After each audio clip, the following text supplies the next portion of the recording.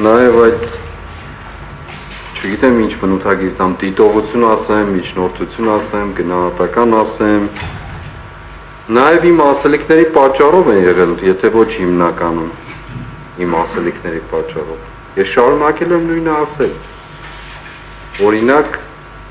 քննչական կոմիտեի ղեկավարի պահվածքը, օրինակ այս գործի մեջ տեղի ունեցած մինչև այսօր չարձանագրված փորձաքննությունների պարագան, օրինակ copy-paste եղած յուրաքանչյուրի առանց մի ստորակետի փոփոխության մեղադրանք կարդալը եւ այսպես շարունակ, հա, նաեւ իր տեղից, ասենք մեղադրողը կարող է հանգիստ ասել տո լավ է կամ կիսագողական արտահայտություն անել։ Այո, դա տեղի է ունեցել։ 6 ամիս, 7 ամիս մարդկանց կալանքի տակ պահելը, սրանք վիրավորական են, չէ՞։ Անպայման չի, որ բառերը լինեն վիրավորական, գործողություններն են վիրավորական։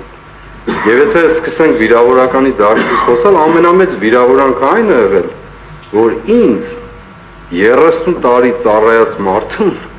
կարող են մարդիկ ասել հանցագործ,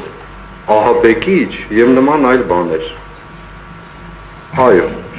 շատ պարզ բան եմ ասում, եւ եթե մեր համբերությունը չի հատում այդ գիծը, սահմանը, ուրեմն ես չեմ կարծում, որ այս դատարան որևէ մեկ իրավասություն ունի պատվարժան դատարանին ասելու, թե ինքը ինչպես վարվի ինչի նկատմամբ, որովհետեւ ես համոզված եմ, որ դուք տարիների փորձով գիտեք ինչպես վարվեք։ Ուրեմն խոսքը ոչ թե ձեզ է ուղղված իմ գնահատմամբ, այլ մեզ, կոնկրետ ինձ։ Եվ ես ներողություն եմ խնդրում, եթե անցյալ անգամ ասած իմ արտահայտությունը տղամարդկության մասին վիրավորել է, բնականաբար մեր երկրում մի քիչ տկարացել է այդ բաժինը տղամարդկության։ Ես եթե վատ են զգացել մարդիկ նաև դրանից, ինչ ասեմ, ներողություն, որ վատ են զգացել։ Ուրեմն հանգամանքները դրանք են։ Հետևաբար, հատկապես առաջիկային նաև ավելի խիստ են լինելու եւ լինելու են հատկապես նաև նրանց նկատմամբ, ոչ անձնականացված, գաղափարապես, նրանց նկատմամբ, ովքեր սուտը կպաշտպանեն, ովքեր կփորձեն սուտը, ինչպես Սուրբիրն ասում է, ճշմարտության տեղ վաճառել,